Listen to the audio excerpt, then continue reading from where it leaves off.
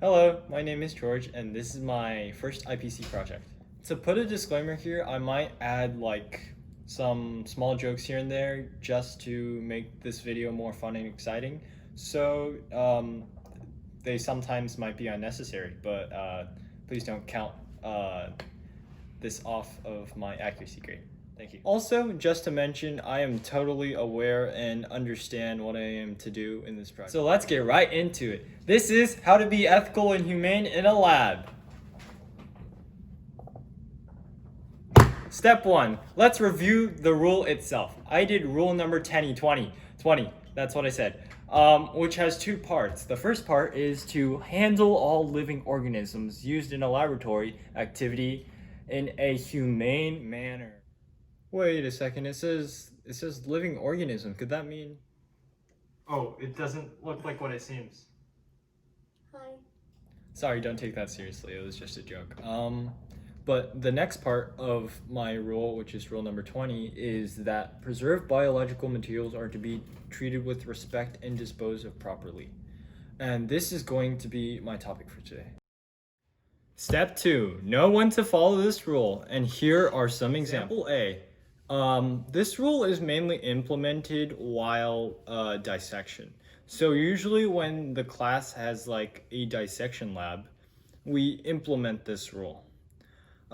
This is probably the main example for this, but it is very important to follow this rule and treat specimens and biological materials with respect and being humane to them. Example B, as stated in the rule itself, disposal is also very important. Disposal is usually after the class is done dissecting. They dispose the specimens and biological materials.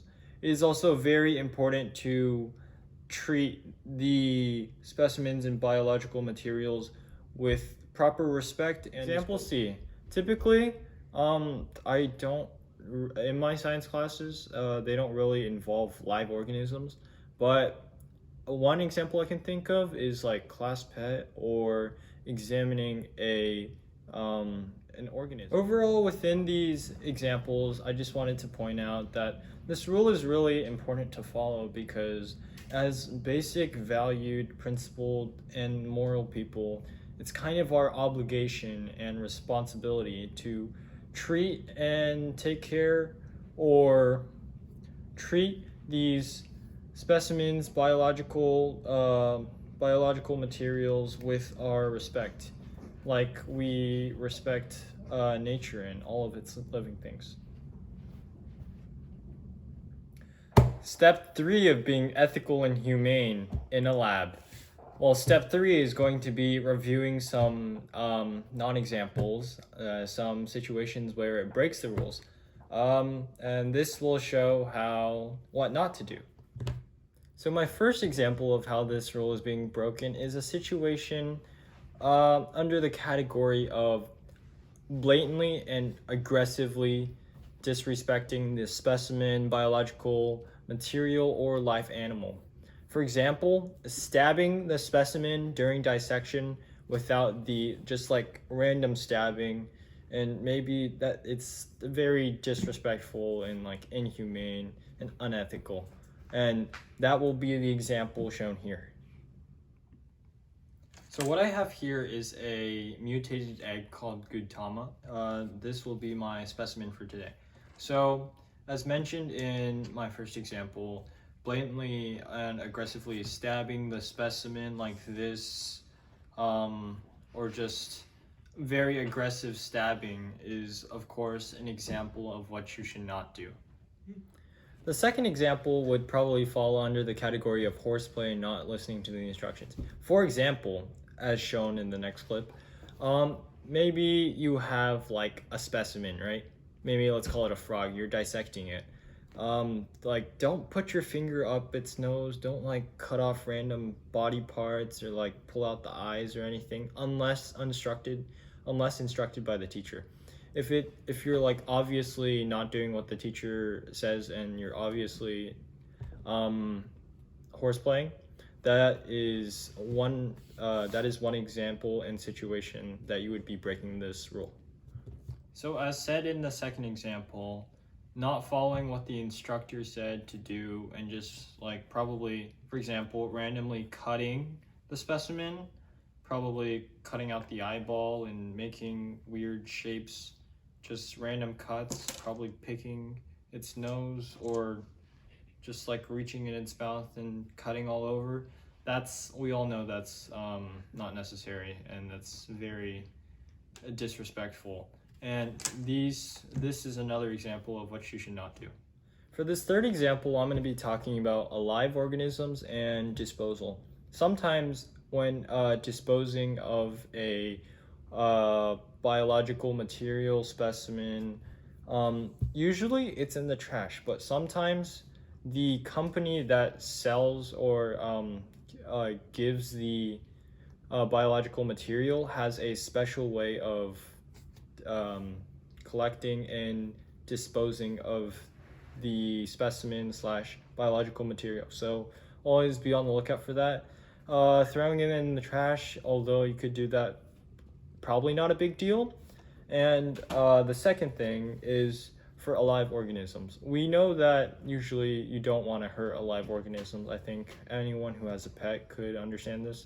So the second one would be to respect alive organisms and do not hurt them. Like for example, probably strangling a class hamster, I don't know.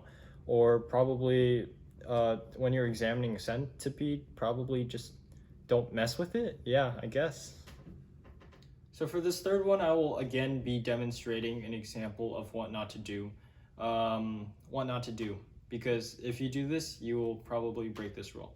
Okay, so I have Mr. Gautama here with me again. Hi, I'm Mr. Gautama. Alright, so hello Mr. Gautama. Mr. Gautama is going to represent our class examined specimen.